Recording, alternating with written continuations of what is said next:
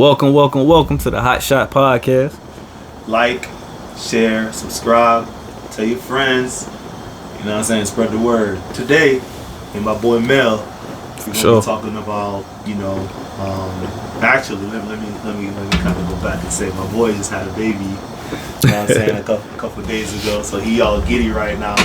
That's why the video kind of late, because I've been waiting on him to, you know what I'm saying, get his stuff together, you know what I mean? But, hey, you can't rush that, right? Nah, you can't rush excellence, man. We got a lot of stuff to get to, man. Like, fatherhood is beautiful, man. You know, I just had a son, and now I just freshly had a daughter, so I'm looking forward to this new journey.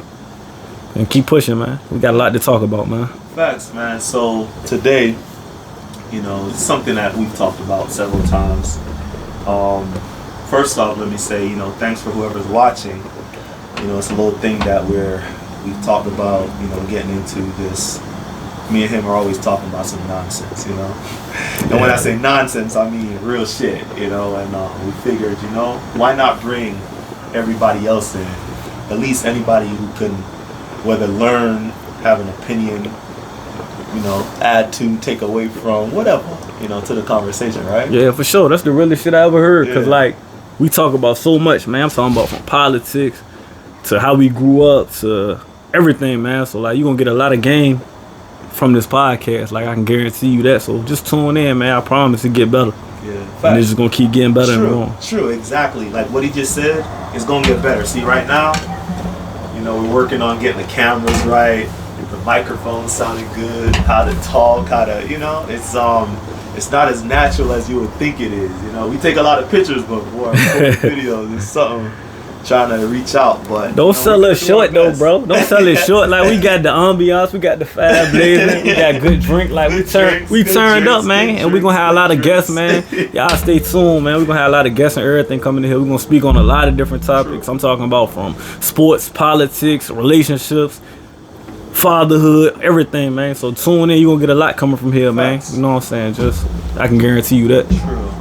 And actually, following that, today we're actually gonna be talking about, like I said earlier, fatherhood and the importance of what we think about how dads, how my dad, and dads of people who, what I'm saying, I would say, did great things in society and all that. The importance of fathers. That's pretty much what I'm saying, and some of the things that we've been through, whether it's ass whoopings or roughing up or fathers being missing and all that, so. Most definitely. I'll let my man start off. Like I say, he just had a baby, so. Yeah, first of all, man, having a baby, having babies, because this is my second one, it changed your life, man, make you look at things differently, honestly, I'm just amazed, dang, I really created this human. So it make me want to be 10 times better than I already was. And I want too bad myself. But it's dope, man. So, my whole thing is just to make sure everything is easier for him and he got the ropes and know things that I didn't know, Okay. So what could you tell, let me say this. I have a daughter as well. So my daughter right now, she's 10, going on 11, that big 11. Can't tell her nothing. She tell me everything, but she means everything to me. And people who know me, they'll be able to attest to that. It's been the two of us for a long time. But the question that I got for you is, how important do you think, based on your experiences, how important do you think having a father, the role of a father, the role of a man, in your life? How important do you think that is? I'm gonna keep it all the way 100. Having a father is or having a father figure, that should be everybody's top priority. If you didn't grow up with one, is to be a father, because there's so many things, you know what I'm saying, you can miss out on, or you misguided, or you look for that fatherhood advice in different places. So I went through a lot of things just, growing up. I've been through a lot, man. I can write a book from going to prison, getting shot. I'm just giving y'all a little bit of my life, And now I just want to strive and do so much better to stay out the way, focus, and be successful. So a father is that person, man. I was watching a documentary one time, and it was these lions, and they got cat, and they was they took the lions pretty much and was trying to raise the lions, and the guy that was training them, he couldn't do it without having the dog. You feel me? Because that dog represents equivalent to what a man with a father is, because they wouldn't respect the mother. You know what I'm saying? Like most of us, your mama can tell you anything. You're not really gonna take to it. Like when you a kid, of course you gonna tell, you gonna listen. You kind of scared of your mama. But once you look and you 12, 13, and you be like, man, mama can't. What she gonna really do to me? You feel me? Like, and but back to what I was saying, as far as with the dog and the lion, a lion would kill a dog with one swipe, but because the dog was there since birth, he respected them dogs as his mother and father. So when the dog growled at him, barked at him, that lion submitted because that was his father. So when I seen that, it made me just look at the importance of a father. And I said, man, I never want to leave my son, never want to leave my daughter. So it just made me go hard, and I understood that. And that's just from nature, you feel me? You think society nowadays, I mean, I agree with everything you said. Like, I'm one of 5, and I'll say we had a very strong father figure in our lives. You know, Yeah. you know, I'm actually from Jamaica originally. I know I don't sound like it, but this guy right here was actually the first friend I had in this country. You know, when I came here, and this was a long time ago. So we remained friends. You know, we've been through some stuff, which y'all will find out. You know what I'm saying, as we go through these conversations. But you know, he knew my dad was always a really pivotal figure, a really strong figure in my life. And you know, there are certain things I couldn't do that other kids could do. You know what I'm saying? My dad won't have me coming home late in the house, and you know, honestly, he really didn't even want me to have no girlfriend. Like, I had to sneak girls in and stuff. Nah, no cap. I remember, bro, for sure. So, yeah, No man. cap. So that was kind of the only way, you know. It's funny because him and I talk about it now, you know, because my dad's not old. He's 52 years old. So he got me by like 20 years, so y'all can figure out how old I am. Y'all know how to do math. But him and man, we go to the bar, we drink, we talk about women, we do what men do, you know. And I love my father. He sometimes he gets on my nerves though, but that's my guy. You know what I'm saying? Pretty much you became like your best friend.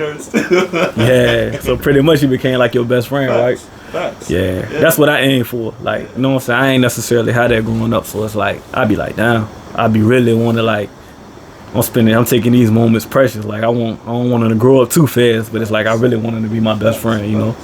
You know what I'm saying? You can talk to me about anything. I don't care what it is. True. You know I mean, I remember, bro, I used to buck like when I was like, man, when I had to be like 16. I remember, man, one day my dad was like, yo, you need to go vacuum the I think he wanted me to vacuum my room or something. And I actually said to him, I don't feel like doing that right now. I know that shit ain't go right. And my dad was this big ass dude, big shoulders and shit. I was like, man, I don't feel like doing that right now, man. He said, what? And you know, my dad an old school Jamaican dude, so it's like, you know, he black and white with his stuff. So he like, what you say? You know what I mean? So I remember, man, that altercation didn't go so well for me. You know I'm sure it didn't. You remember? But, you know, it's all a part of growing up. You know what I'm saying? You kind of got to challenge the, like he said with the dog and the lion, you know, it's not just a matter of like having the strength, you know, to destroy the other person, or the like he said, the lion could destroy the dog, but that respect, man, you know. But my dad demanded it. Like it won't even just the fact that he would beat my ass or nothing. Like it was just he demanded it, bro. And to this day, when I talk in front of him, I can't say certain words. That's real. You know what I'm saying? Like I think about it. I'm like, damn, I can't say this. Like I know he gonna watch this. You know what I'm saying? So he gonna be okay with what I say, but I ain't gonna say that too crazy. You know what I mean? But yeah, fathers are great, man. Fathers are great. Sad though, because society, I feel as though kind of they put them down. Yeah. Pretty much what you just said was checks and balance. Like you know it's only so far you can go because you had a father. So when you don't have a father, it's the opposite. It's like, shit, like, what the hell my mama can tell me? You know what I'm saying? True. You barely listen. That's like a girlfriend. Like, you going to listen to your girlfriend, of course. You going to listen to your wife and everything. But, like, at the end of the day, you a man. You know what I'm saying? So, when you being groomed, you need to hear that growl, that bark. That's why I use that lion reference. You know what I'm saying? Because that shit going to make you line up. Like, hold on, my pops are goddamn. You feel me? Yeah. He'll tighten me up.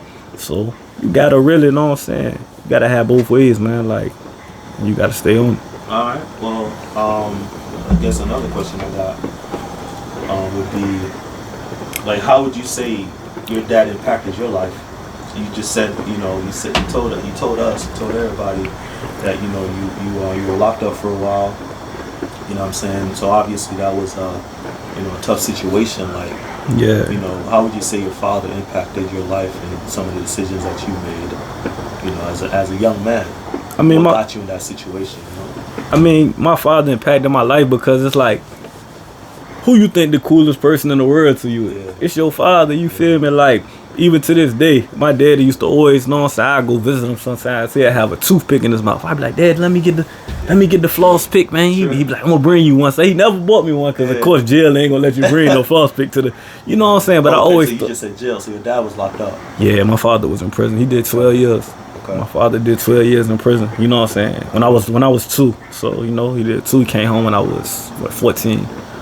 So like I say, I thought that was the coolest thing in the world. I want the floss. But even to this day, you see me, you might catch me with a toothpick in my mouth. Yeah. And that's my daddy. That ain't even really necessarily raised me. My mama raised me for the most part. But it's like, that's how important the daddy is. So it's like, I always would speak highly on my father, like regardless. You know what I'm saying? I ain't never looked down like, oh, he did this, he won't dare. Like, to me, my daddy was still that nigga. Like, he was that guy, you know what I'm saying? Like, and as you get older, though, and you start looking at different stuff, you be like, damn, like, I mean, I respect my dad. I love my dad. Rest in peace. You know what I'm saying? But that ain't what I want. I want my son to be like, shit, my dad, the goddamn was every football game, every PTA meeting, every basketball game. He taught me how to fight. He taught me how to speak to women. He taught me, you know what I'm saying? You want that, you feel me? I don't want to have to learn from somebody else. So I look at it like, man, you know what I'm saying?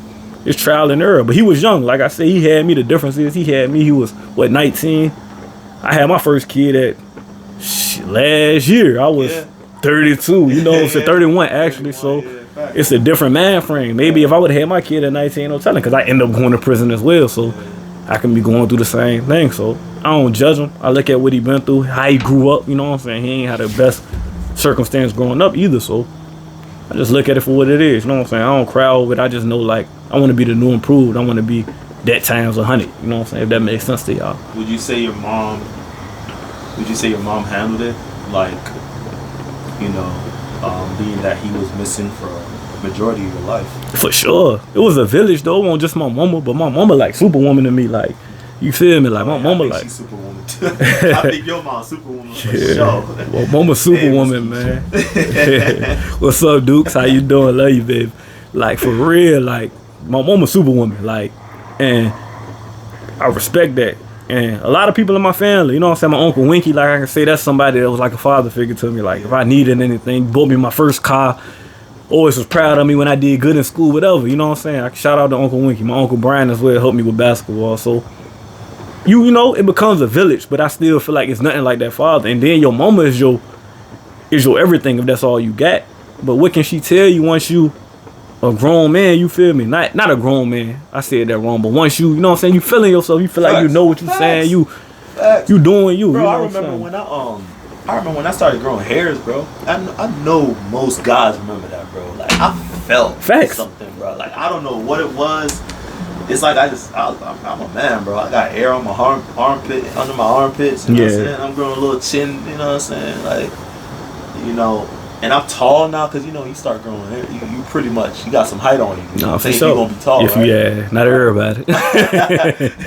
Yeah, us though. Nah, most definitely. Yeah, but I remember challenging my mom, bro, and she did her best. You know what I'm saying? She did. My mom,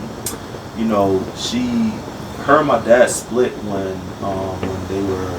when I was young.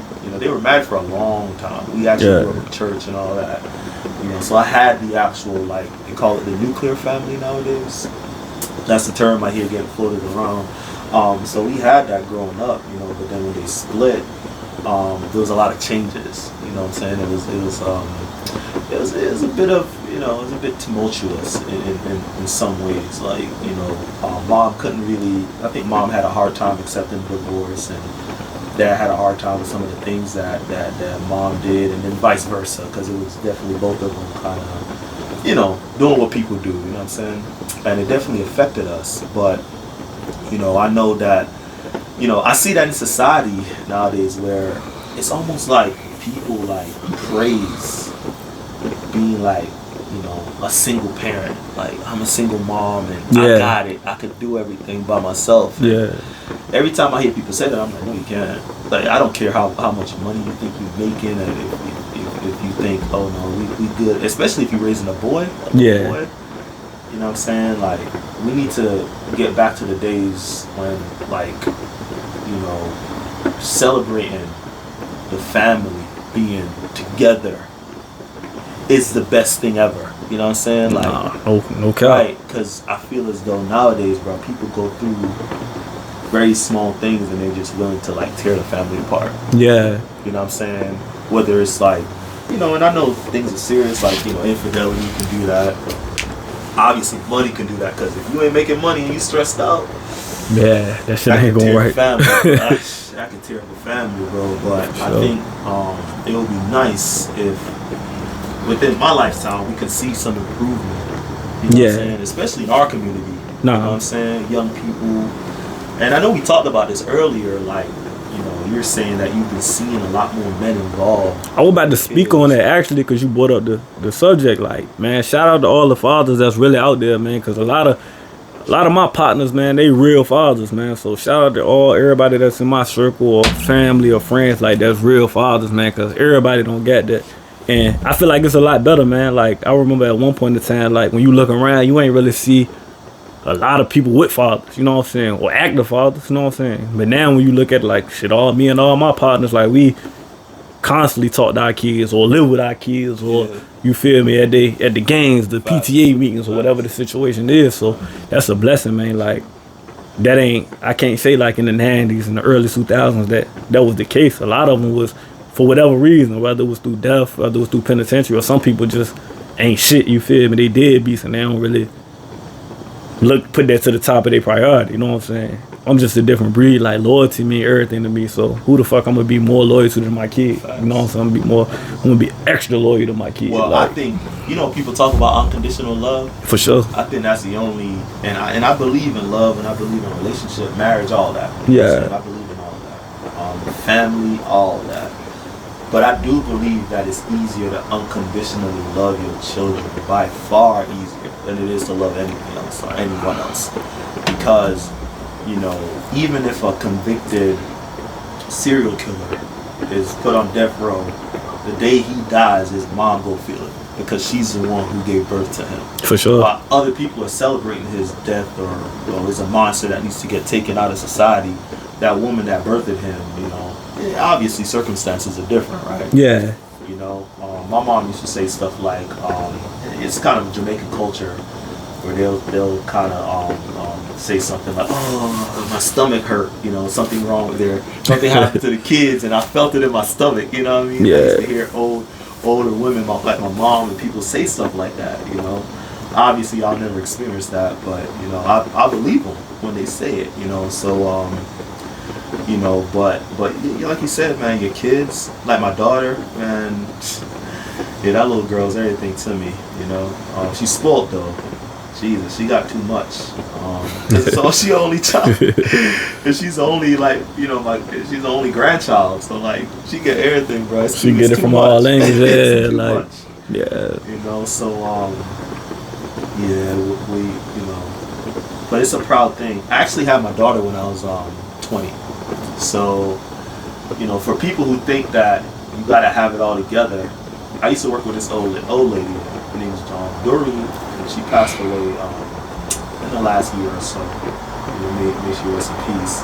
Little old white lady, man. And I used to work at this spot called Floyd Winsburg. We used to serve coffee, tea, chocolate. You know what I'm saying? Little job. I loved it though. It was cool. It was cool. Simpler days, you know. And she used to tell me, you know, that people always say, yeah, I want to be here and here and here before I have a kid.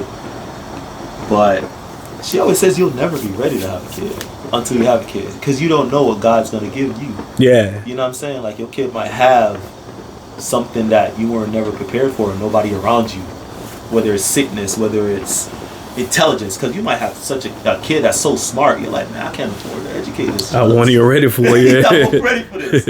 Or the exact opposite. Like, you could have a kid that's like that has special needs, and you're like, man, I definitely wasn't ready for this. You know, but when I had my daughter, man, like, it changed me, because I stopped worrying about all the things that I was worried about. He's focused on her. I was just so focused on her. And what's sad is when you got people that have kids that switch that's supposed to come on don't. Yeah. You know what I'm saying? And you kind of wonder, why that doesn't happen for the guys who don't step up and who don't, do the things that they're supposed to do for their children. I think either you got it or you don't. Like, you know what I'm saying? Like, at the end of the day, everybody got free will, man. Like, there's no way.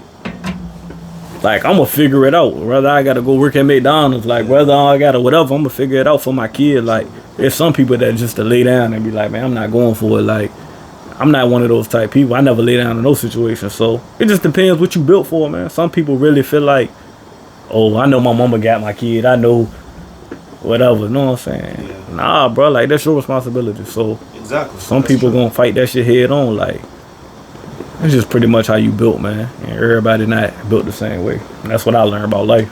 But how can we, like, how could our community be taught to be better? You got to do more outreach, bro. Like, that's one thing I do. Like, I got a flag football game coming up. This will be my second event. I also do a kickball.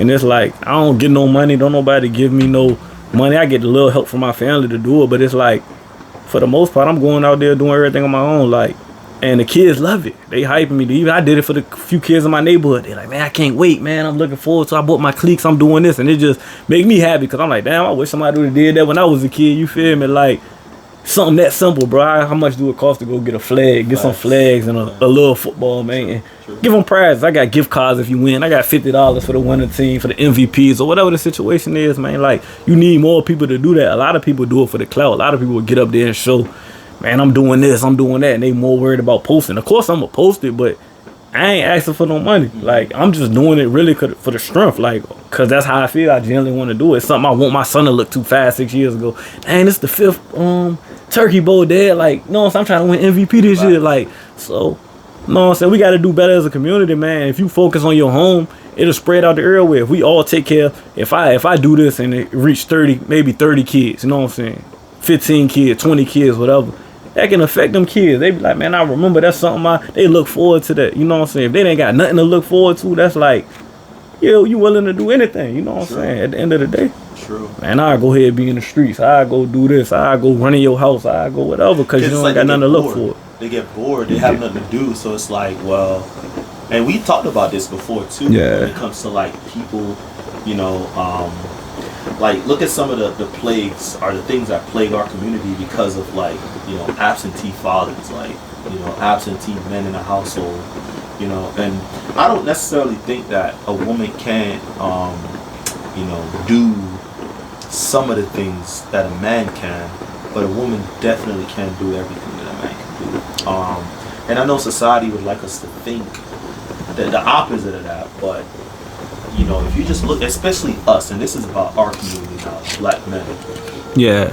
You know what I'm saying? When you look at, like, kids who misbehave and, kids who do things that they know they shouldn't be doing, but they do it anyway.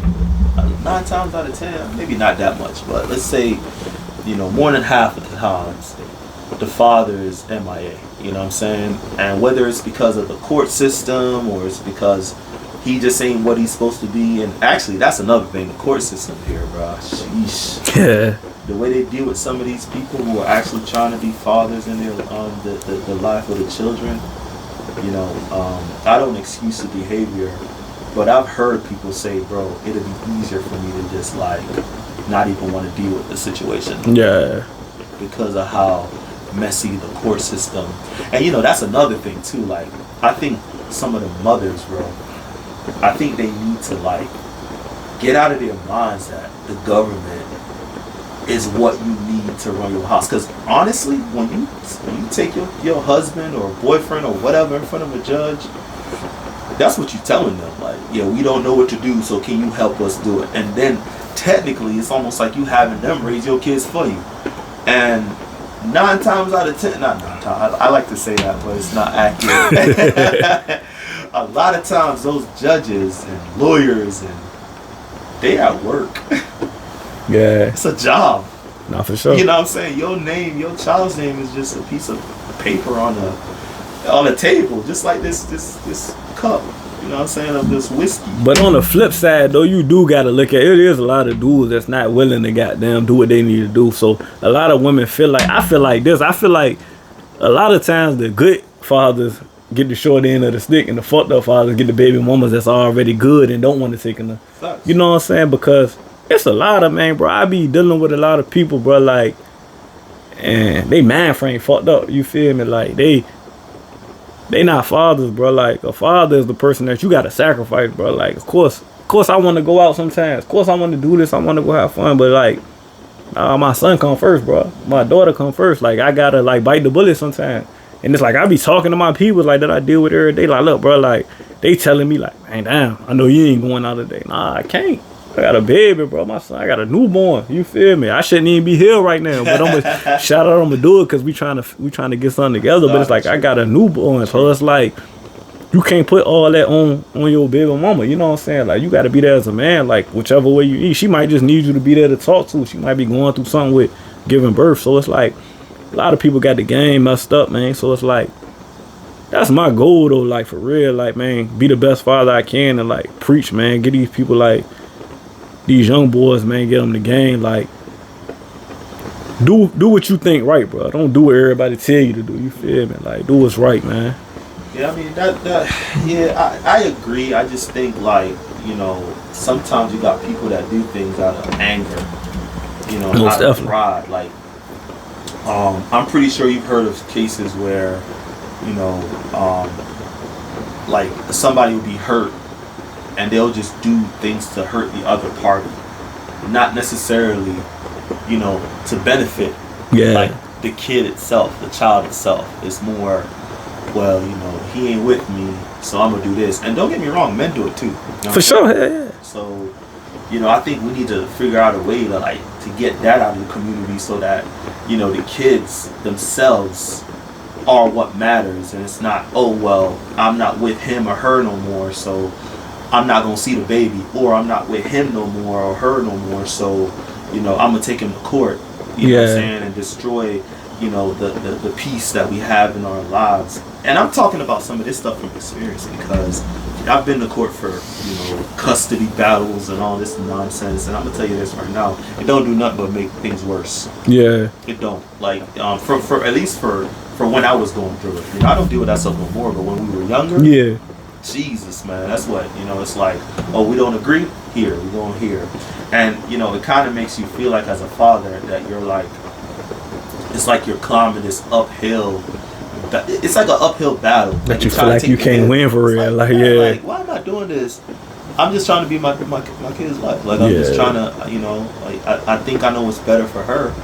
You know, why should this other man tell me what's better? And half the times their families are messed up and they don't know, you know what I'm saying? Like, you know, so why are they, you know, I just think we need to figure out a way to get the government out of our family lives, you know, to make it more, you know, make it more like responsible, make it more cool, so to speak, to take care of your family. Make it more like rewarded. I don't feel like it's rewarded to take care of your family, bro.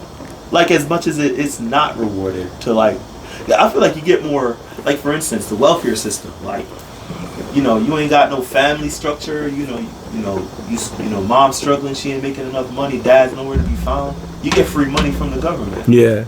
You know what I'm saying? Why isn't it rewarded? Oh, the father's there. Let's give them some opportunity to keep them together. Let's make something so that these people can work it out, so they don't divorce, so they don't split, so they don't. It's a system though. Like, they got it systematically like that. They know, like, that's why a lot of times, even with Section 8, like, the father can't even be in the house. You feel me? So it ain't like done on accident. This shit by design at the end of the day. So what you got to do, what we got to do as people, we got to understand that and know that, like, so if you got to be on welfare, just make it a goddamn short term stop. Don't be like, I'm about to be on this shit for 20 years, know what I'm saying, living these projects, then my daughter get pregnant, she living these same projects. Don't do it like that. You got to be looking at, like, man, look, know what I'm saying, 2-3 years, I'm about to focus. I'm gonna go to school. I'm gonna grind. So my mama did. My mama started off on that shit. My mama wasn't about to be no welfare woman though. She grinded. Like, nah, I'm gonna go to school. I'm gonna get my master's. Nah, I'm gonna go back to school. I'm gonna get my I'm gonna go get my bachelor's. I'm gonna go back to school. I'm gonna get my master's. Yeah. Like, I don't want nobody taking care of me or my kids. I'm gonna be able to take care of my kids. That's one thing I can salute for my mama. You That's feel pride. me? She For had sure. pride, bro, and ambition. Pride, ambition. I think she just wanted better. Like, if you see that shit, if you see that shit, like, if you see somebody, like, you see the limit, bro. You see how far you gonna go with that shit. How far can you really go if you got down on welfare, if you doing that? Like, we ain't taking knocking nobody that's doing it. Like, you know what I'm saying? But, like, think of a plan to get up out of that shit. Like, you know what I'm saying? Everything gotta be about trying to grow. You know what I'm saying? At the end of the day, don't get complacent. Yeah, don't get complacent. Yeah, don't get complacent. Like, figure yourself out. Like, man, hell nah, I gotta figure something out. Like, I know it gotta be a way. Like, I'm on a 3-year plan. Even if you say a 5-year plan, but your 5-year hell of a plan. I'm gonna go learn how to do hair. I'm gonna get this trade. Yeah. After a while, you're not gonna need welfare. Like, man, fuck them people, keep that money. You know what I'm saying? Actually, you know, it's good that you say that, because, like, even, like, getting, like, a trade, bro. You know, America right now, like, you know, the country's, like, starving for people with trades, bro. Everybody, you know, everybody wants to go to college, and, you know what I'm saying? And I get it. I went to school. I get it. You know what I'm saying? But I also, I went to a trade school, too.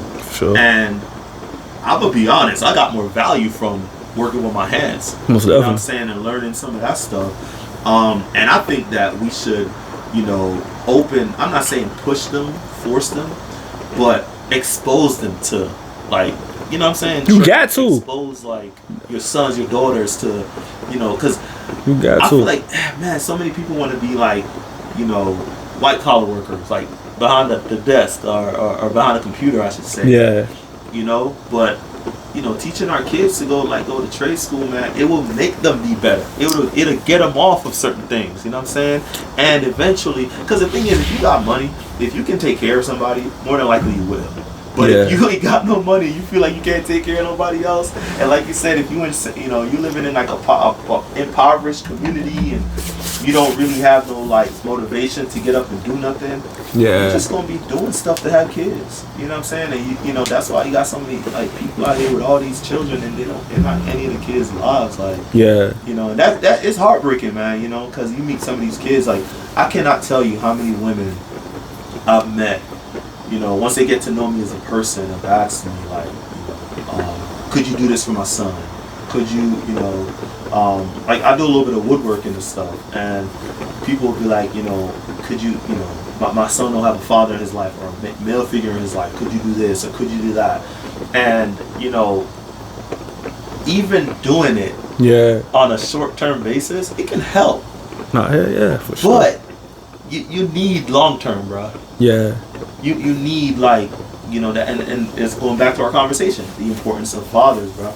You need that. So, you know, I mean, it's a long-standing problem, you know, and I think there's a solution for it. I think time will fix it, you know, if we want it to.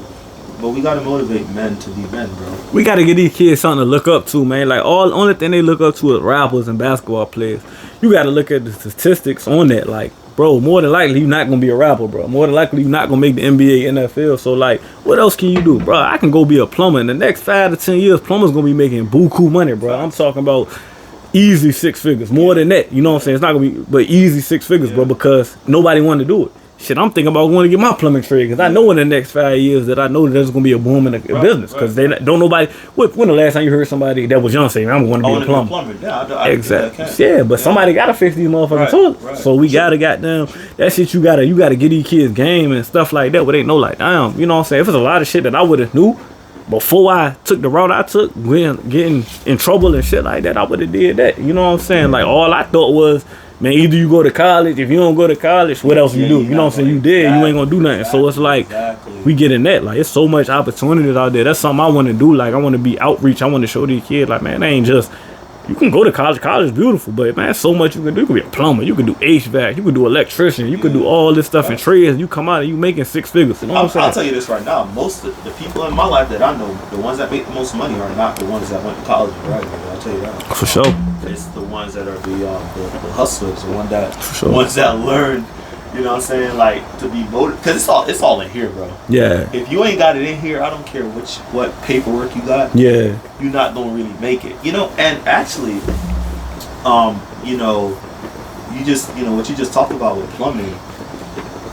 You know, like motivating kids, motivating people to actually get up, go out and do these things. Yeah. It'll actually help the community so much. Like it's good for the economy. You know what I'm saying? Like it's good for their self-esteem. Yeah. Because like if you feel as though like you just said, you know, having that, you know, going to college and stuff, and having having a degree versus you know, getting your plumbing license or just getting a job. Bro, some people don't even have the confidence to get up and go apply to a job and get a job and actually try to change their lives because they feel like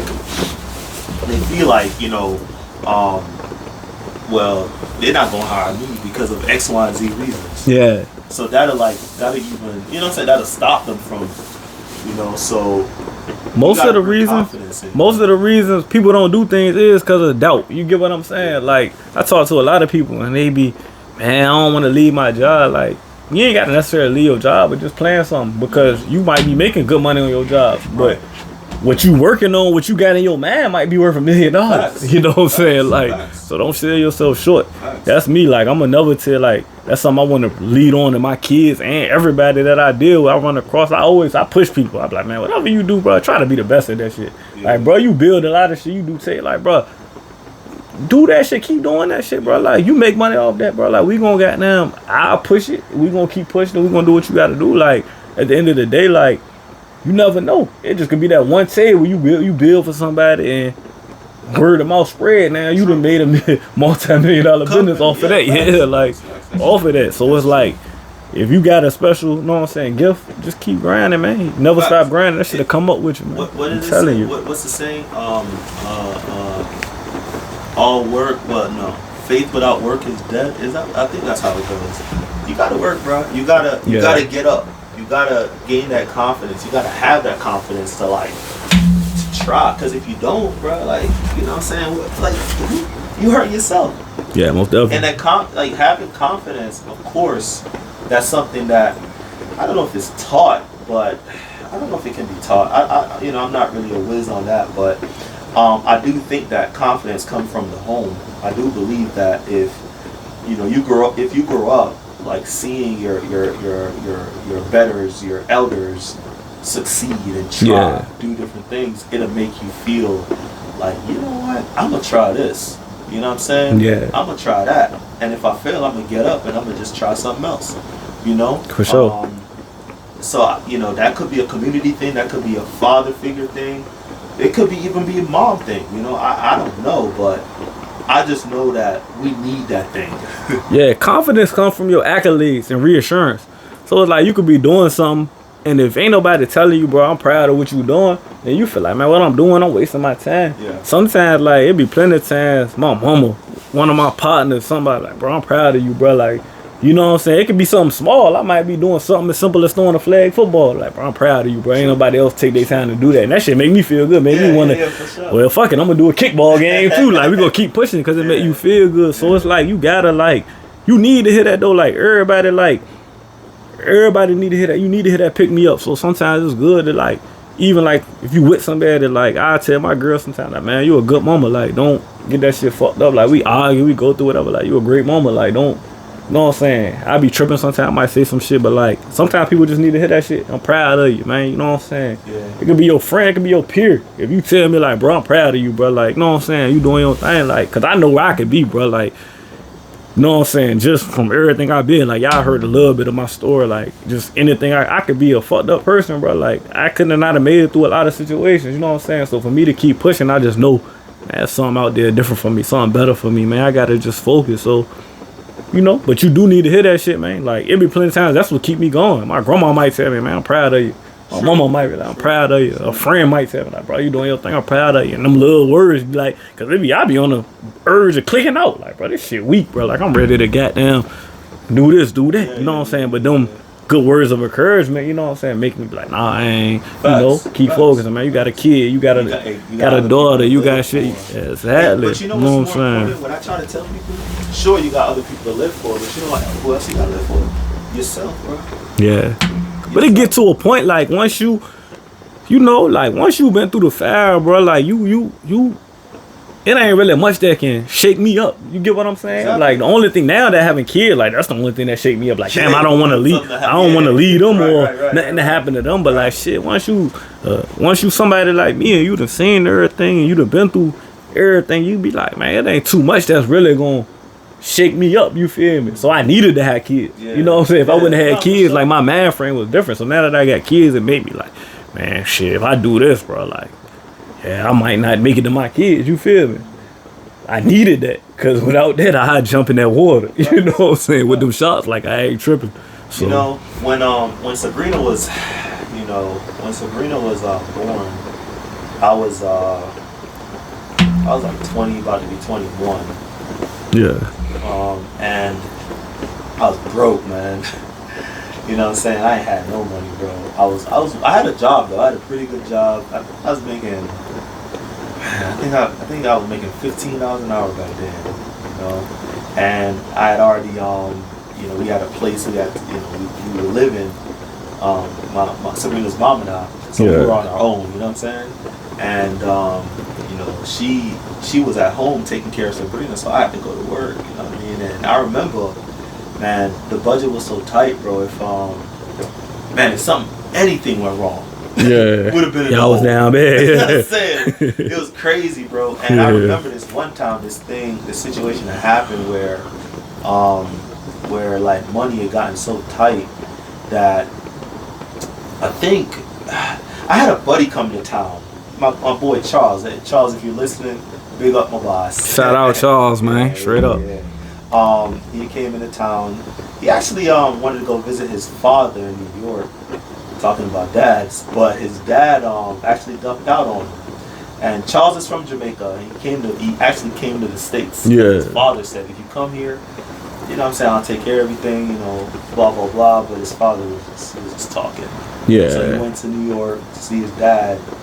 And his dad actually dumped him, So yeah, that's crazy. It didn't show up. Yeah, so that's he crazy. called me and was like, yo, Peter.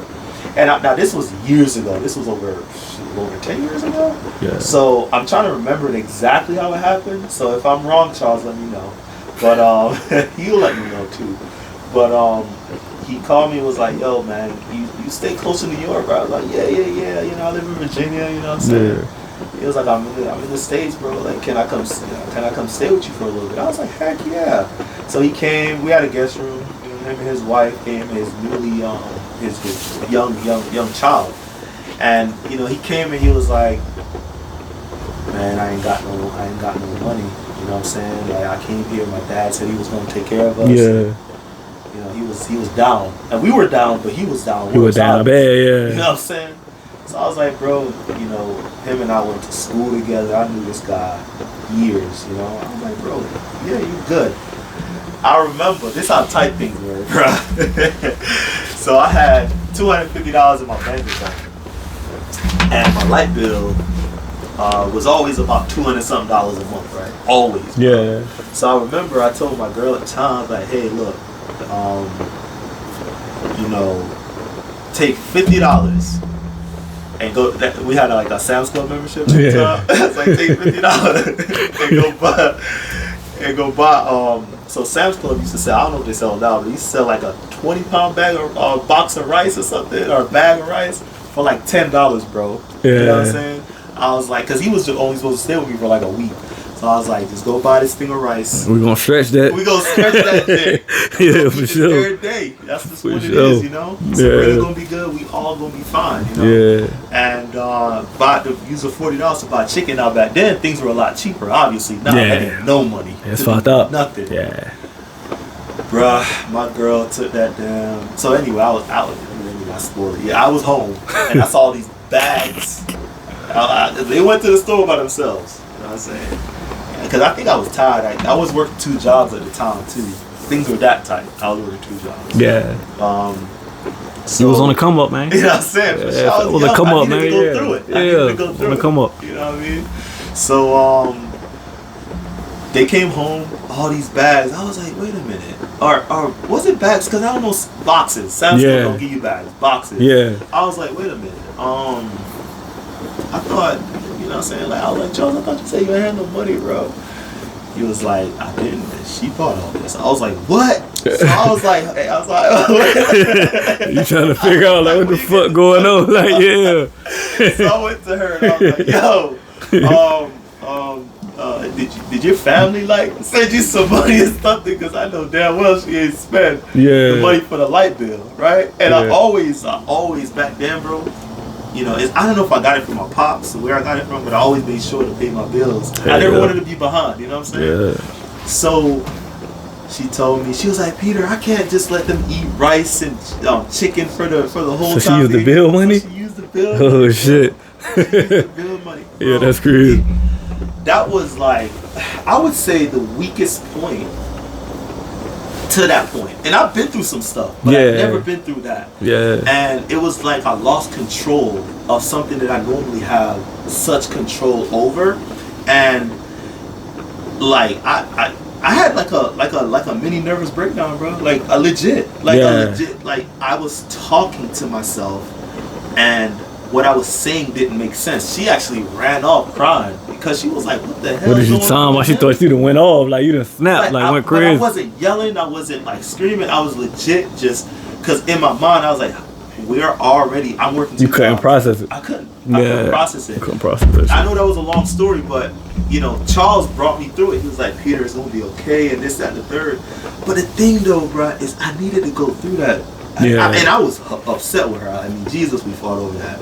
You know, afterwards, and I had to make it work, and I made it work. I didn't go beg for no money from nobody. I don't remember what I did, but it worked out. But I needed to go through that. You know what I'm saying? I needed to. Now, one thing that never came to mind was, man, I need to go steal, or I need to commit a crime. I need to do something to hurt somebody else in order to get myself out of this situation. No, what I did was more than likely, was, hey, can I get some more hours? I sleep a little bit less. You went the right way, Sleep a little bit less. And you know, work it out. And guess what? I'm still here. And on the flip side of that, another thing I learned too is it ain't that damn serious, man. You know what I'm saying? Sure, the bill was gonna be a little bit late, but it would have been late anyway. The money was already spent. Sure did. It ain't like we about to say take it back to the store. You know what I'm saying? You know, because I understood what she was saying. Was she right? No, I still, to this day, I stand on that. Done that. However, you know, I'm the man of the house. I'm supposed to provide. I invited my friends over, and it's something that happened, and I did what I needed to do. You know, and you know, I'm still here today. I'm still alive. The light bill got paid. You know, so you need to go through things like that. Yeah, salute that. You know what I'm saying? We're gonna salute that for sure. Salute that. You know what I'm saying? But you know, like, it's always two things, bro, because every situation not gonna go like that though. You get what I'm saying? So you gotta look at things from both angles. Like, what do you mean? Can you give me a scenario? I'm about to give you a perfect scenario. So like, say for instance, y'all already was behind. Yeah. You get what I'm saying? But her heart made her feel like I'm gonna do it. Yeah. So now it went from y'all just not being late. Now you done lost the crib. They done put you out. It's a different kind of pressure. True. So when you thinking, you like, man, shit, I ain't go goddamn do no crime or nothing like that with the next man. Like, man, shit, man, we was on the streets. Yeah. You know what I'm saying? I was down bad because everybody's scenario different. You can never paint another person's picture. So this scenario might have been like, man, my girl went and did this shit out of kindness of her heart, but we about to be on the streets. Yeah. He felt like I had to go bust a move. This man that went and did a robbery, did whatever he needed to do, and he didn't got 5-10 years or whatever. Wow. But was he wrong? Heck yeah, it was wrong. He was wrong. For sure. He I mean, how was he wrong? How was he wrong? Like, if you telling me, like, if somebody tell me right now, look, bro, you gotta go do XYZ to keep your family from being on the streets. I'm gonna do XYZ and to live with the consequence. I'm not gonna. You know why? Yeah. You know why, man? Because bro, there's another way, bro. There's always another way. You know what I'm saying? And sometimes you're right. I know that sounds. You're right. It is, bro. Yeah. I'm not even gonna argue with you. Like, you're right. It's never the right. Like, it's never like. But some people can't can't fathom that, bro. Some people can't fathom like my kid can't eat, my kid can't do this. So some people like I'm willing to risk it. Like, but it's your choice. Right. So like you the type of person, you like, man, shit, nah, it's another way. You get what I'm saying? Facts. I'm a gambler. Bro. You know what I'm saying? I'm a gambler. So I'm the type nigga that's like, man, what you mean we ain't got no pen, we ain't got no food to like we gonna be on the streets tomorrow if I don't get how much? I'm willing to jump in that water with them shots. Yeah. So it's just a different mind frame. Like, So, but it's no right or no wrong. But you're probably right because my consequence cost me. It'll be worse in the long run. You get what I'm saying? Because let me ask you this: what happens when you get put away and you're not there to provide for that child? It's gonna be worse. By far. It's gonna be worse for sure. So we gotta like get it in our minds. Like, wait a minute. Short-term solutions usually don't fix problems. It don't though. It's that's why it's called a short. But it's hard to tell that to somebody that's desperate. So when we speaking to the masses. Like, you're a very smart person. Everybody don't have that mind frame. Yeah, so when you talking to somebody, when you speaking on it, so I'm not condoning it because I don't condone nothing that's stupid or nothing that can take you away from your family. But I'm saying you just have to understand it. You get what I'm saying? Would you believe it if I told you today, me and my girl, we went to the Dollar General down the street. Yeah.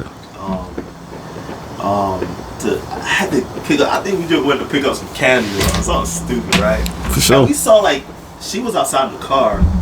I went to the store, and I went to go buy my stuff, and I saw these two people, young people. Yeah. They were like standing by, kind of by the door, and by like one of the aisles, right? That's kind of how the store's set up. Yeah. And as soon as the guy, because so I guess Dollar Tree, I don't know if they're like short staffed or whatever, but they be having people that are like stocking the shelves, ring people out too, you know. Yeah. So when the dude came up and rang me out, I paid for my stuff. I was walking out, the people ran past me. Yeah. Right? And I didn't know what was going on. I just kind of looked behind me and I went in the car and my girl was like, I knew it. I saw them. They ran out with the stuff. They were stealing. They stole it. You know what I'm saying? Yeah. And the dude ran out the store and he was trying to call the cops, but I think it was kind of too late. Yeah, they gone. They ain't tripping on that. They out of there. Would you believe it if I told you? So I drove up, I parked the car, and I saw them because I kind of had an idea where they were going. Yeah. And I looked at them and I was like, you know, they're young people, bro. They look like us. Yeah. You know what I'm saying? And I was like, hey, come here. And they came up. And what's crazy is they were so respectful, bro. They were like, yes, sir. I was like, you know, I was just at that dollar store and I saw what y'all did. Yeah. And he was like, you know, he kind of like the guy, because it was a guy and a girl. For sure. The girl stood behind him because I think they were kind of scared. Like maybe they thought I was going to do Just something. gonna call the police or do something. Yeah. But I looked in their hands, bro. What they stole were eggs. Some shit they needed. Like, you know what I'm saying? It wasn't candy. It wasn't like stupid stuff that we used to steal. Yeah, some shit everybody they stole from the store when we were young. But put something in your pocket. No, I used to clean them up, for sure. Yeah, for sure. You know? I think my little brother or little sister got caught one time. The store clerk knew my dad, so she called my dad, and dad was hella mad about that. but you know, it was like they needed this. And you know what I said to them, bro? I was like, listen, you know, and this probably was the wrong thing for me to do. You know, I was like, you know, y'all need to hurry up and get off. You know, where I was like, y'all live out here? They were like, yeah. I was like, hurry up, get off the street, don't get in trouble. But next time, ask somebody. If y'all had said that to me, I would have bought y'all that. For sure. Because I would have seen the need for it. You know what I'm saying? Like, it's one of those situations where and it's you don't think they tried that before though? Maybe. So that's what I'm saying. So like, maybe, but they're young. They're not adults. Bro. These are young people. It don't matter, bro. It been times where I done stole before because I was trying to make sure my peoples were straight. You get what I'm saying? Like, you don't know what the situation is. Like, you can say, I'm gonna go and ask, bro, but if they fucking hungry, you got some kids that's hungry, bro, I'm going to steal, bro. I get it. You know what I'm saying? I'm going to steal. That's a you know hella tough situation to be in. And honestly, bro, if I was a cop and I saw, like, if I was a cop and they called me for people shoplifting, bro, and I know this ain't the right answer, but we're human, bro. Like, you know what I'm saying? If I see you stealing eggs, bro, I know you need that. You got to, right? Yeah, but white police ain't looking at it. That's why we need more police that look like us. Cause he'll understand the struggle. Cause he might have remembered the time when he ain't had no eggs in his house, and he might have had to steal before, so he can relate to it. A motherfucker that never had to go through that, not understanding that, he's like, you're a criminal, you're stealing eggs. So that's the point where I be like, I don't like the police. I'm not a fan of the police, but I understand they necessary. Yeah. And I'm somebody that'll preach and tell people like, look, bro, like we need officers. Yeah, I want officers that look like us though. Yeah, like because they know that if me and you 14, 15, we playing, we slap box. That's what we do. We grew up slap box. We used to do that shit. Exactly. So where a white cop might see us slap boxing and pull us over, put the gun, what are y'all doing? Get the fuck down. Like, nah, bro, that's just how we play. So that's why I tell people like, bro, you need motherfucking like, you need people to go be officers. You need people to go that look like us to be officers, to be lawyers and shit like that. Look like us. Yeah. But I'm gonna be honest with you. Yeah. I rather the dude who grew up with me or grew up like me. Yeah.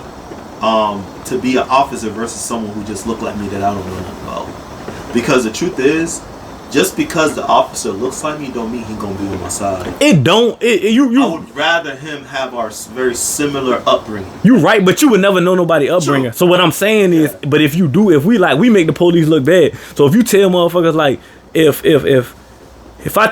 you tell your cousin like he like, man, I don't know what I want to do after school. Like, shit, you might as well go be the police. You want good benefits. You gonna do this. You gonna do that. You know what I'm saying? Then you know that you got somebody that's, you know what I'm saying, a good person. You know what he is. You know his principles and morals. Right. A lot of these cops going out there for different reasons. You know what I'm saying? A lot of these people looking at it as a job, or they might be racist. They looking. Actually, I think some of these people just like, you know, some of this power trip, bro. For sure. Hell yeah. Like, well, I can be an asshole and that's kind of accepted, but I do think though that did you hear about that cop that killed that guy? I guess he had a burglar coming. It was a robbery, and the burglar was like fighting the dude, and he had a knife. No, I ain't hear about that. And the cop, I don't know. I didn't watch the story, so I don't know exactly everything happened. So if I need to be corrected, don't be scared to correct me. Yeah. Obviously you can comment. You know what I'm saying? Like I said, like, share, subscribe. But this guy, he was like defending himself, and someone had a knife, and I'm thinking it was a knife either grabbed by the homeowner or the burglar, and the cops busted in the house because the homeowner called the police and said, yo, I think somebody's trying to break in my house. And I guess, I don't know if it was a door open or something, but somehow the cops, I think they were inside the house, right? Yeah. And the cop fired the gun because there was a knife involved and actually killed the homeowner. That's crazy. And he's the one who called, bro. Like, and what my girl and I were talking, and I was like, you know, sometimes I think that people forget that cops are people. Just like you and me. Yeah. What they're doing, that's a job. Yeah. How many times have you gone to work and actually made a mistake? No, but sure. A lot of times, right? The thing with a cop, though, is that their mistakes can heal somebody. It's detrimental. Like, it's like if your doctor says, you know, let's say you got an ailment, something wrong with you. You go to the doctor, and the doctor says, "Oh, there's nothing I can do." What are you gonna just stop? Yeah. You're gonna go to another doctor, right? Yeah. Because doctors are people too. You know what I'm saying? Just like you, just like me. So I think that sometimes we hold these people because of their positions at this really, really high standard that's really not actually possible for them to live up to it. It's two different elements you speaking on though, because you got some people that get a badge and just feel super tough. For instance, I was in prison, bro. Like, I'm in prison with a dude. It was a cop, man. The cop had to be like, no exaggeration, he maybe was 50 pounds, bro. White boy, young, maybe. Damn, little. Yeah. I'm he not 50 pounds, but I get he little, bro. Yeah, so I get you. So the motherfucker, he talked to me crazy, bro. So I'm like, I forget what he say, but I'll run down. What the fuck you talking? Who you talking to, bro? Like, you know what I'm saying? He like, man, he ended up telling the cop like, I ain't gonna lie, I was scared, but I was gonna have to do what I had to do. But all you had to do was come to me with respect, and I would treat you like a man. So some people, because he got the badge, yeah, exactly. So that happens more often than not. So he felt like because he had the badge, and there's some people in prison that would have been like, all right, you know what I'm saying? I want one of them prisoners. I'm a motherfucker. Like, what, nigga? What you talking about? I'm gonna run down on you. So I ran down on him. Like, what's up, nigga? What you talking about? Man, get back. I don't give a fuck about that gun, bro. What you talking about? I've been shot before. What you talking about? Like, what you talking about? Like, I ain't worried about no rubber bullet. What's that? What's that? Like, oh nah, and then he going to end up telling people like, yeah, I was nervous, man. I ain't know, like, but all you had to do was tell me whatever the incident we had. You could have just said, bro, I think I was past the red line or something. Hey, bro, can you back up from the red line? But he overblew it. So a lot of people get them badges and they feel like, oh, I'm Superman because I got that badge. And that's the issue we have with. That's the issue we had to disconnect with cops. So like, yeah, if you a good cop and you doing your job, like do your job, bro, but don't overdo it. Don't feel like because. Don't do some shit that you was getting bullied all your life and now because you got this badge, you feel like taking it out on other people. Bro, I was at the, even when I was at the jail, I was at the jail with somebody we went to school with at Jamestown. I'm telling dude, like, he tried to take my I sneak a radio, you know what I'm saying? I sneak a radio in the hole, you know what I'm saying? I got them, cut my mattress, I put the radio in that, I cut my rad mattress and put a radio in that motherfucker. So like, he laughing, he like, bro, I need that radio. So I'm thinking he joking, I'm laughing back with him like, alright, you know what I'm saying? You ain't getting this radio though. Yeah. He like, nah, I really need that joint. I ain't joking. Like, bitch, we'll pot it though. You gotta come get this motherfucker. You gonna show me you gonna come take this radio, bro. Like, what are you talking about? Like, I know you. Like, ain't it's different. Like, you know what I'm saying? You really went to school with me, bro. Like, come take the radio, bro. Yeah. Then he gonna talk about something, and then he gonna say, man, no, you know I was just playing. You won't playing. If I would've gave you my radio, you would've took my shit confiscated. But it's just that I showed aggression. Like, bro, well, come get this shit, bro. Pot the door. Yeah, go get your back up. Do what you need to do because so people will try you, so bro. You say like, he went to Jamestown? Yeah, he went to Jamestown with us, bro. Really? For sure. I can't remember dude's name. I ain't even gonna put him out there, man. If I could remember, I'd say it though. I can't remember his name though. But yeah, he got down. That was his thing. He popped the door. Bro. I mean, he ain't popped the door. He came to my door like, he like, man, let me get the radio. I'm laughing because like he laughing. I'm like, all right, bro. I'm like, I ain't give you the radio. Yeah. He like, no, I'm dead serious, bro. Give me the radio. Oh, you serious? Bitch, come get it in blood. I ain't getting you shit like fuck you talking about, nigga. You ain't taking my radio, nigga. What fuck wrong with you? And it's like, this somebody I went to school with. Like, I probably done dapped this man in the hallway before. Like, come on, bro. Like, it's just because he had that badge, he got powers. He ended up going to be the police. I think he camped the city police right now. Really? Yeah, but it's like, people, believe it or not, people get power struck, bro. Oh, bro. More than not, like more like Austin, like people like get that because if you was a nobody, bro, if you never had control of your life, if you got bullied, if you whatever, like I'm somebody that ain't never had an issue. So if you somebody that got bullied or whatever, you get the chance that you got power over. He probably like, man, I got power over Jamil. I can take his fucking radio. Yeah, you gonna get in the blood. We gonna go to the you gonna fight. You gonna fight to get this radio. You know what I'm saying? That is true. A lot of times they're not ready. And well, what's interesting is how afraid. They police say they are in certain situations, right? Which makes it more dangerous because fear is an emotion that like a lot of times like emits like a response. For sure. You know what I'm saying? Like you ever heard? I obviously heard of this. It's fight or flight. For sure. Yeah. You get in a situation and. You either run or you fight. You know what I'm saying? And some people, man, put your hand over the fire, bro, if you cold. I am, bro, because that shit. Yeah, it's cold out here. That's why the fire's going. You know what I mean? We're out. I don't know if y'all can tell, but we're definitely outside. We thinking we good though. You know what I'm saying? I just got, it ain't even that cold. It's just me.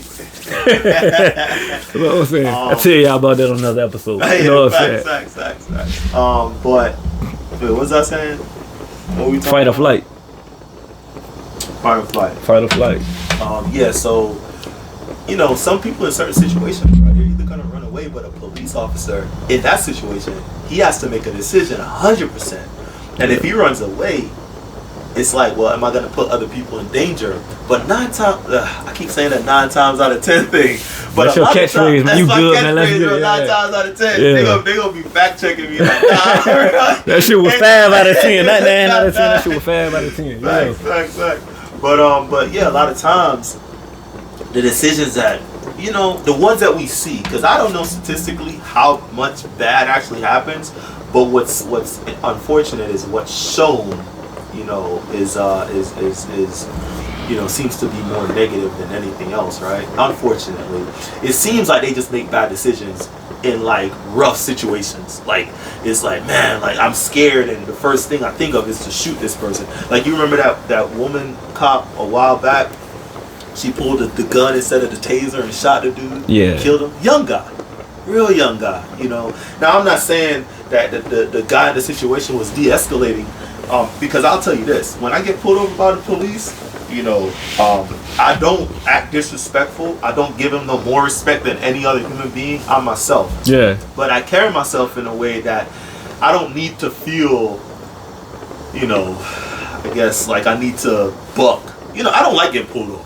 You know what I'm saying? Nobody like, does. I'm on my way, bro. I'm about to be late because of you. Like, Sure, you know what I'm saying? Something like that. I might get attitude. Like, just give me the damn ticket. I don't care. I don't need no favor. Yeah, I'll speed. Give me the ticket. Let me go. Mm-hmm. You know? Because usually I carry myself. All my stuff's going to be up to date. I'm not going to be in that craziness. You ain't doing nothing sad with it. Nah. So I don't need to be. But I still choose to be respectful because, like I said earlier, these people are human beings just like we are. And if you're at work, I don't care what you do. If you're working at Hardee's, McDonald's, if you're working at Walmart, Target, and you got a customer that's nasty, more than likely you're gonna be less nice or less not necessarily nice, but less kind. So to speak. Less professional. Most definitely. To that customer because they're being nasty to you. So, but what about the people that's power struck? No, you do have people. That's the like combination. That's what I'm saying. You got majority of that. Like when you speaking on. So you think it's a majority? For sure, bro. And it's not even the fact of I can't necessarily blame them, but like what I told you earlier, you can't expect somebody to understand that we slapbox, bro. That we wrestle, bro. So like if me and you, even plenty of time we probably slapbox. We was in apartments. I'm sure we was slapbox, box, wrestle, whatever the situation is. True. We know that we doing it. You know what I'm saying? We chilling. We friends at the end of the day. Right. There's a lot of officers don't understand that. So that's the issue. That's the disconnect. That's why I be like trying to preach to tell people like, bro, we need black officers. We need people that grew up like us, bro. Exactly. Because if they grew up like us, they'll understand. Like why the fuck we got a white man patroller that never lived around black people that he can't understand. You get what I'm saying? Yeah. And it's like that in places like we like you got places that's like majority black and you got white cops patrolling that shit. Yeah. So it's never gonna end straight. That's why you have all these incidents where it's like, man, like the boy, like, man, Tamir Rice, rest in peace, man. Like, come on, bro. The boy was 12 playing with a cap gun, bro. Like, I can look at a 12-year-old and say he's not a threat. Yeah. You get what I'm saying? Like, you knew you weren't supposed to kill that man, bro. You get what I'm saying? Like that cop that killed that woman who threw the, you remember the cop that killed the one that happened recently, I was sick, bro. That made me feel bad because I got a mama, bro, that's around that age.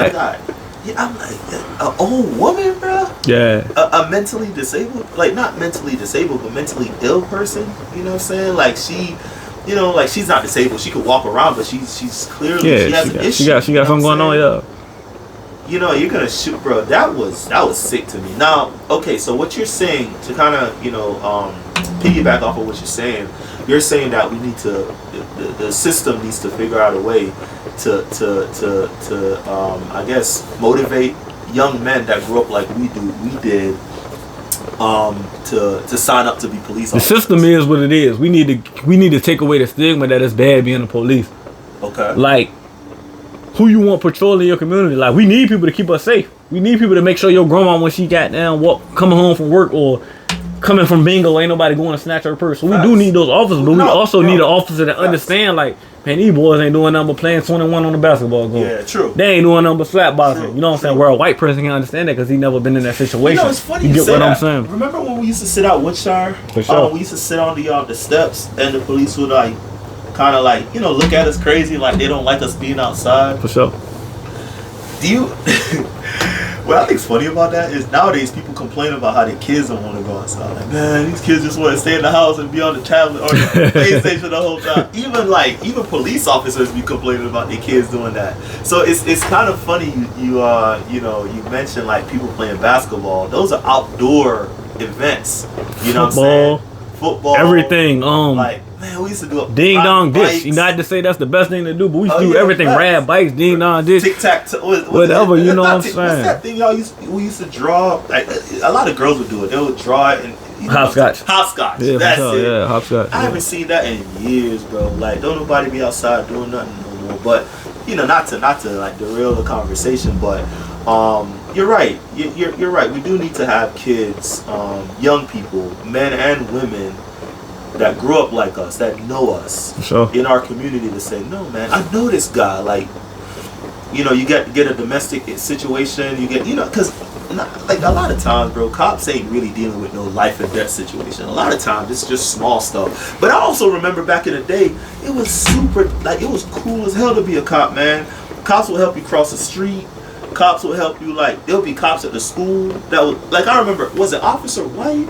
I don't never remember no time we might have had different situation. I don't remember ever having a good time with the police, bro. Like, No, I'm saying when we were like younger, like maybe I'm talking about Jamaica, but maybe I ain't never had.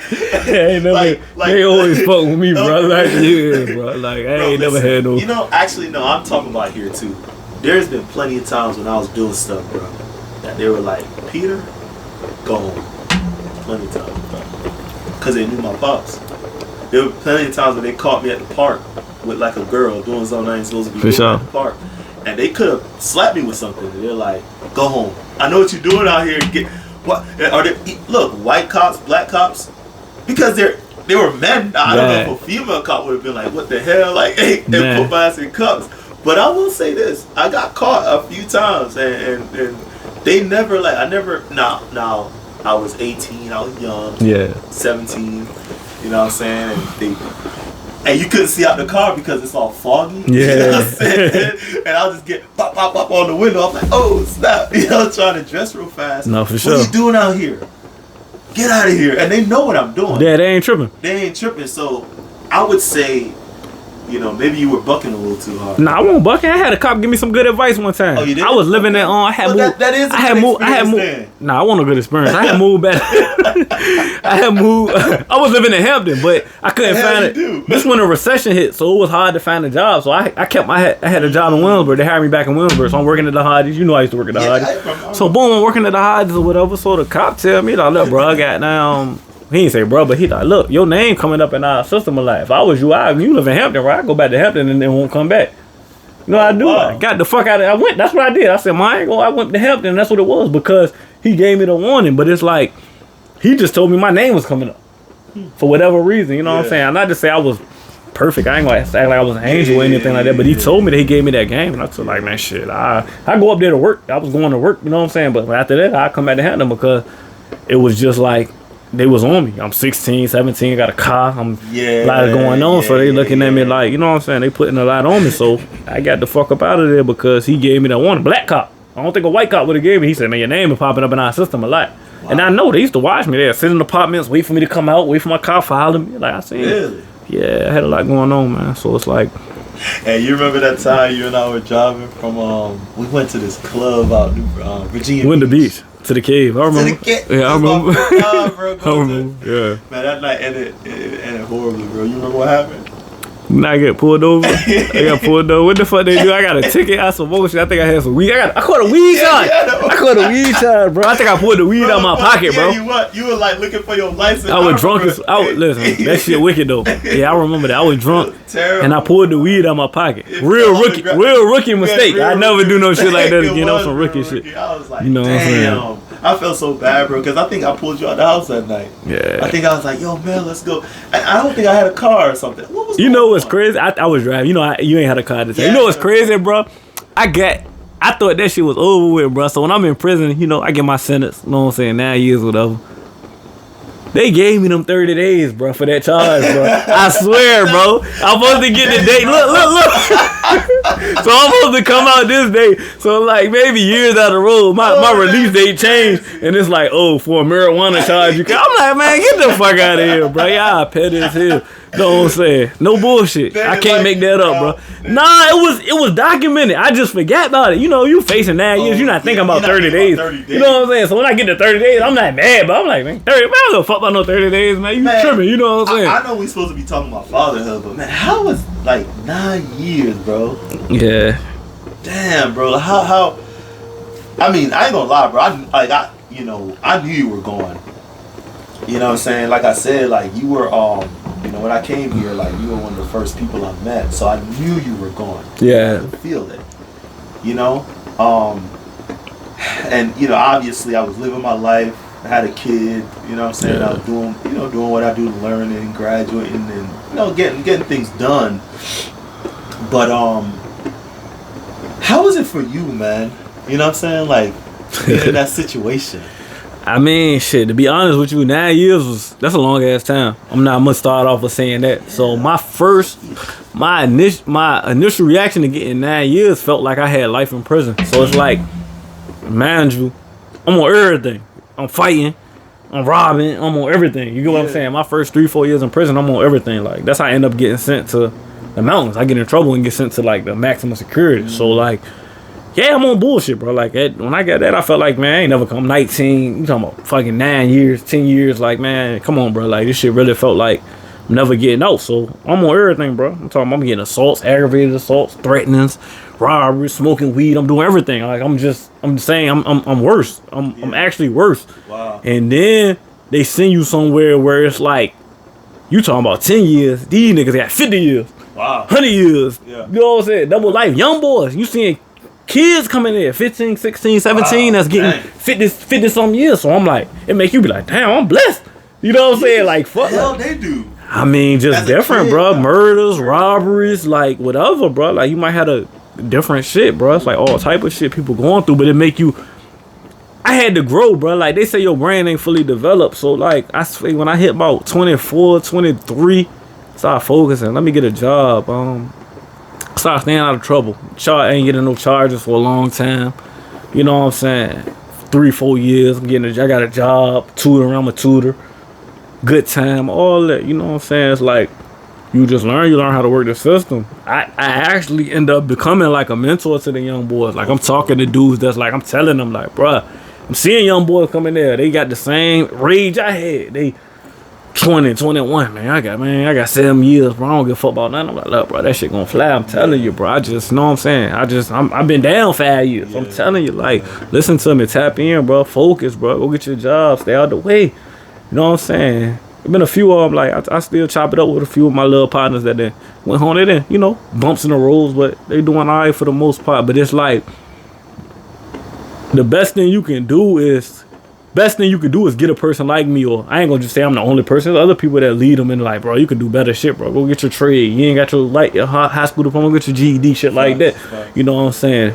And then you got other dudes that's gonna steer you in the other way. Yeah. Nah, bro, fuck that, bro. Let's goddamn, we can do this. We can. So it's a negative place. Jail, prison. That's a negative place, man. You gotta make the best.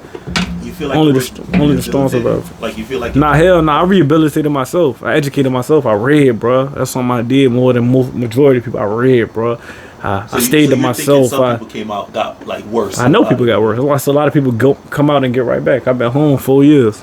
You know what I'm saying? 4 years. You know what I'm saying? Some real wood right here. Yeah, been home 4 years. You know what I'm saying? A lot of people goddamn go right back. You know what I'm saying? Like, because you can't find no route. You know what I'm saying? I found me a good woman, you know what I'm saying, that held me down. I got a good support system as far as my family, mother, everybody like that, grandma, everybody helped me out, like I felt love. People don't want to see you back in that situation, you get what I'm saying? So it's like, remember what I told you when you just came out? Remember I told you stay away from certain people. But if you pay attention, bro, who I be around? I don't be around nobody. I'll come fuck with you before I fuck with them, because I know you got positive. I be chilling, you know what I'm saying? I ain't really, I'm pressed. I go chill with my kids. I go chill with my girl, like, because I know, like, with that shit come. Like, I be times, because you got people that be like, oh yeah, man, my boy just came home. Like, he don't take that. So they'll put you in situations just because they can, just because you got to represent, a reputation, and they want to be represented by that reputation that you had. You know what I'm saying? For sure. Though you trying to, start a new leaf and change your life, and you know what I'm saying. One thing I don't believe is to judge a person by something they did when they were a kid, bro. You know what I'm saying? Because I agree. We all have done things, you know what I'm saying, bad, good, we just ain't get caught, you know what I'm saying? For some sure. things worse than others, obviously. Yeah. So like I don't judge any man by their past. Well, I would say there's certain things you can't really come back from. There's certain things if you do it, it's like, like if we can't, the R word, like, I know what you mean though. It's certain shit it's certain like, shit you can't shake back from. Yeah, it's certain shit you can't shake back from. But kids being kids, young boys doing dumb stuff, especially because of their situation or their birth or their upbringing. Yeah. It's kind of hard to like just ruin their lives or destroy them for that. And that's what that's why I talked to the young boy when he was at the store. I was like, man, when I the guy who ran out the store, earlier, when I talked to him, I was like, it's not worth it. Nah. At all. Like you can legit ruin your life for something like this, you know what I'm saying? You can stop your opportunity from getting a good job. And I know sometimes people don't see those things because they feel like, well, how am I going to ruin my life for this? Nah, you won't see it until it hits you, till you trying to goddamn go be a whatever you trying to do, and they tell you like, man, nah, remember that? Remember you caught this such and such? Yeah. You was stealing all this? Yeah, and they got stealing is bad, bro. That is for a sure. bad thing to have on your record as a young man, and it'll take years for. Of course, it'll go away eventually. Yeah. But you still got to make it through that time, and if you stealing now, and you ain't got no record, what do you think's gonna happen when you do have a record? Yeah. You know it get worse. It's gonna get worse. So, but man, you made it through that though, Mel. You made it through. Your mom. I will say this, bro. I respect your mom so much, man. That woman stood by you, you know, because obviously you know this. They don't, but his baby sister used to babysit my daughter for years, and she'd always charge me like this little bit of money, and I'd always pay her more because I'm like, nah, you deserve to get more than what you charging me, you know. And she used to watch my daughter, man, so I could go out, party, have a good time. Sometimes I go out of town, she'll have my daughter for the whole weekend, you know. Sometimes for the whole week, you know. Maybe not the whole week, but half the week or something like that. You know, she looked out, man. She looked out, you know. Yeah. Every time she see her, she like, hey, girl, you know. I love it. But yeah, we go way back, man. When he got put away, bro, definitely it was like a missing void. You know what I'm saying? You know, it was something that you could tell. And when you were gonna come home, you know, because obviously I would see your family all the time, you know, especially your little sister. But they were telling me, yo, he's coming home. I was like, I bet. You know? They were like, Peter, make sure he around you. Make sure. And I think they said they told you that, like, go hang out with Peter. Go, you know, go see him, and because they wanted to keep you away from exactly what had happened, you know. No, for sure. And you had mentioned it earlier that you had gotten shot. Yeah. You know what I'm saying, when did that happen? Ooh, I got shot. Yeah. What was when I get shot? 2020 January. Just New Year's, maybe not New Year's Day, but like I don't know exactly the day, but I know it was January something, 2020. You know. So yeah, I actually got shot in my head, man. Like I'm blessed to just even be here, be able to talk to everybody. You know what I'm saying? Like, yeah, like that shit could have really went bad. Like, there ain't too many people that can say they got shot in their head and they still able to talk, function, do whatever they need to do. So, you know what I'm saying? How do you remember the recovery? How hard? The recovery was hard, bro. I lost my vision. My vision still was compromised. I couldn't see, like, if it wasn't right in front of my face, I couldn't see. You know what I'm saying? I couldn't see nothing but was right in my face. I had to walk. Somebody had to actually, like, my mama walking, she'd hold me, or my cousins, my brother, sister, whatever, they had to hold me to make sure I'm not walking and stuff. Like, I asking questions like, bro, could I always not see my feet when I walk? Like, I was fucked up, bro. That was a long recovery period. You know what I'm saying? Like, so it was different, bro. That slowed you down. That slowed me down a lot too, because it's like you realize, like, man, at the end of the day, who gonna be by your side? The ones that's there. You know what I'm saying? Like, I got shot. Shit, my girlfriend, bro. Like, my girlfriend came to every visit. Like, you know, I can only way she wouldn't come is if I had other visitors. But if nobody comes, she gonna come. So you know, like, that shit made me just have a whole new respect for her. Because, like, mind you, I also I had a brain injury, so lost my memory. I didn't even know who she was one time she came to see me. Yeah. So for her to stick with me, it just showed me, like, damn, she real. Like, she genuinely fuck with a nigga. Like, it don't matter what you go through. I could have been in a motherfucking wheelchair. She gonna still be by my side because, yeah, I'm telling them, like, they like, you got a girlfriend. I'm like, man, I ain't got no girlfriend. If I say I got a girlfriend, I got a girlfriend. Because I'm fucked up. The bullet is in my brain. You know what I'm saying? Still in my head to this day. So it's like, it just showed me, bro, like, man, you gotta, like, love those who love you, bro. Like, you ain't gotta just, like, can't no woman, you know what I'm saying, come before her. You know what I'm saying? Like, that's just what it is. You know what I'm saying? That's family. She family for life. I don't give a fuck if we did. That's my fiance, actually. But if we did somehow, you know, break up or whatever the situation, she still gonna always have that spot in my heart because she showed me genuine love when everybody ain't show you that shit. Because most girls would have left. So just to keep it a band, you know what I'm saying? When we were younger, it was always about, like, getting the baddest jump, the one with the fattest, you know for what I'm sure. The you know, the prettiest face, and for sure, whatever the case. And we thought that was a flex, right? Yeah. And you get a little older and you realize that's actually easy. Like, it's not hard to get a girl that's bad, like, because there's so many of them out there. You know what I'm saying? For sure. The hard thing is actually finding a woman that's good. The hard thing is finding a woman that you can say, because a lot of women believe they're good. Yeah, for sure. Even the ones that aren't good, if you're like, I'm a good woman, what do you mean? They'll say that because sometimes they need to tell themselves that. Yeah. You know what I'm saying? But you actually found a good one, you know, and don't get me wrong, I found a good one too. It took me, Nah, for sure. it took me some trials and errors, boy, and some tribulations, you know what I mean? But finding a good woman is a challenge, bro. It's not something that's easy to do.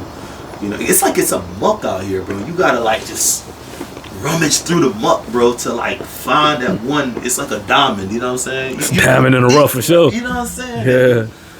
Hold on to that junk, man. So yeah, I'm happy for you, man. Honestly, Yeah. do you remember the day? I remember, bro. Yeah, I remember how everything went, bro. I had just came home, bro. Like, I maybe been home a month, if that. You know what I'm saying? A pool party, bro. Like, if you would have told me that day, I would have been fucking with her. I would have never expected that. You know what I'm saying? But it's like, shit happened the way it happened for a reason. Like, it just happened for a reason. Like, I wouldn't have expected that shit. If you would have told me that, you know what I'm saying, at that pool party, that's how that shit was gonna go. Right. I didn't know it was gonna go like that either. Yeah, I ain't expect that shit. It was dope. It was a dope time though. Nah, it was fun. I had fun. I enjoyed the whole night. Oh, yeah. Enjoyed the whole night all around the board. Like, you know what I'm saying? Like I say, she a real one though. Like, once people get to the point, bro, like I said, especially if you somebody that really if you had women before, if you like used to that shit, if you done dealt with a lot of women, or you be like, man, shit, I'm cool with like, of course I don't want to be with nobody that's a mud duck. You know what I'm saying? You know what I'm saying? Nobody would have no ugly ass girl. But you know what I'm saying? You look at other shit, cause it's like she can be pretty as fuck and be ugly, bro. I had a girl one time, bro, try to tell me, she tried to get me to do something to her baby daddy. I'm like, Shawty, you cute. You ain't that cute. They put me in prison. They goddamn do something for you. But that just showed me like I'm not in. I don't even want that type energy. You feel me? Like, what make you think that I'm gonna goddamn risk my freedom for you? It's not worth it. And then you gonna be fucking with the next nigga. You feel me? Like, I ain't with that. You know what I'm saying? But yeah, bro, don't let nobody compromise you, bro. Nah, I ain't going like that, bro. Heck no. I ain't going like that, bro. And you know, that's one thing too. I'm gonna tell something to you know, whatever young man finds this video. If you spend time to focus on yourself as a man, more than likely you get any woman that you know that you really want, bro. Like, if you focus on yourself, meaning build yourself, build your home, build you a network, you know what I'm saying, get you some assets, you know, what that'll do for you is not just about saying, yo, I got money, I got this. No. What it does for you, it actually builds your confidence as a man. Yeah. And one thing a woman like is a confident man, bro. And most definitely. Anybody tell you that's not true, check them. Check them on that. And also go for the woman you need, not the woman you want, bro. Facts. That's what niggas fuck up at. Facts. You know what I'm saying? Because it can be easy. I could have definitely went for the woman I want, you know what I'm saying, 100,000 times, like, and got the woman I wanted. Yeah. Or go for the woman you need, bro. You gonna know in that time, right? You will know. She gonna do shit that other women ain't do for you. You get what I'm saying? Facts. Like, 100%. and I ain't talking sexual, none. I'm talking about mentally. Like, Facts, when you bro. down bad, when you Facts, need bro. that pep talk, when you need that, get the woman that you got now need, bro. Like, that's what a lot of people fuck up. Get the woman you need, What's bro. That crazy? shit'll go through for you. The hardest thing, and we'll end on this point here. The hardest thing is to actually. I realized this later on in life. My girl now, and I've been married before and divorced. Yeah. My girl now is my friend, and I enjoy being around her more than I enjoy being around a lot of people. Like, we play video games together, we fish. You know what I'm saying? She helped me with my ideas. I help her with hers. You know, we get on each other's nerves when it's time. But the most important thing is that we respect each other, and we respect each other a lot. Meaning, there's certain words I would never say to her that I've said to women in the past. And, you know, to all those women that I've said that to, I apologize. You know, you got to grow up. But you know, she, like he said, it's something you need versus what you want. And, you know, I love my girl. She's a beautiful woman, beautiful soul, you know, very respectful, very old school. And, you know, she takes care of me and I take care of her. She takes care of my daughter. And, you know, yeah, so, you know, unless Mel got something to say, you know, to close out. We good, man. I appreciate y'all for tuning in with us, man. We got a lot more coming. You know what I'm saying? Tune in, man. Make sure y'all like and subscribe, follow, share, do all that, man. You know what I'm saying? Yeah. Give us some advice. You know what I'm saying? Whatever you want to see us do, if you have topics that you want us to talk about, you know. So the idea of the podcast, and I'll just kind of keep this brief, is to just be a free space. You know, if you guys want to come on and talk, you're more than welcome to come on and talk, you know. I was just about to say that. Yeah, like, if y'all want to chop it up with us, man, send us DMs, whatever. Like, we interested in anything. Like, if y'all got a story y'all want to tell, we'll put y'all story out there. Like, we just trying to grow this, and we want to do it for everybody, man. Exactly. Like, we'll get our Twitter account up soon. Like I said, this is our first video. Like he said, you know, first video, first everything. You know what I'm saying? So, we're trying to make sure that we keep consistent with this because it's something that we feel very strongly about. Hopefully, y'all like the setup. You know what I'm saying? It was a lot of work to get this to work the way it is, and we're proud of it. So, you know, stay tuned.